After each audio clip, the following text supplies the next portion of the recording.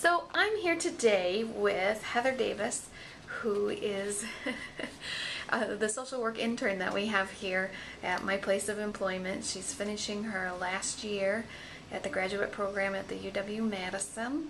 And we got to joking the other day about how stressful money talk can be in marriages. And since Heather works in the mental health area and she deals with families and marriages and people in stressful situations, I asked her to kind of give a little bit of advice to us today. So Heather, what do you think are some of the major areas of disagreement that marriages have?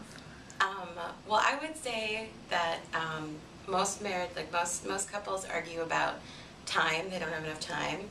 They argue about their children and discipline and how to kind of come to an agreement about that. And then the number one thing that couples argue about is money. Okay, money. Yes. Money. I can agree with that. I think most people you talk to will. Yeah. Well, why do you think it's such a stressful situation, such a stressful subject? Well, money allows you to do what you want to do. It keeps you clothed, it keeps you fed, it keeps you safe and warm, and it also allows you to do the other things you want to do in life, and it's really hard to deal with that when you don't have enough. Okay. Okay, so if you were to give suggestions to people, it may be newlyweds, it may be people who have been married for quite a while, of how to go about discussing finances without there being loud, angry words and there being an all-out war, what are some suggestions that you would make for discussing finances in a home, in a marriage?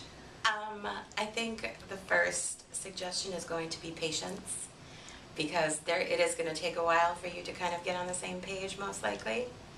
And you're going to have to know that you're not going to have one conversation and then it's going to be fixed and you'll be ready to go.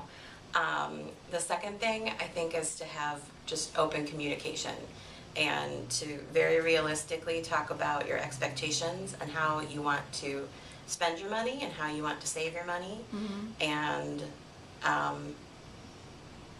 your plans for your future. You're going to have to think carefully about that. Okay. So you're going to have to take some time and sit down and do it, huh? Yeah, you're going to have to take time and sit down and do it. And I'd also say the other tip that I would give is give yourself permission that if the conversation gets heated, to pause and come back, because it's going to be a much more effective conversation if everybody's calm. If that makes sense. Yeah. Well, thank you very much for your time. I appreciate it. Thank you.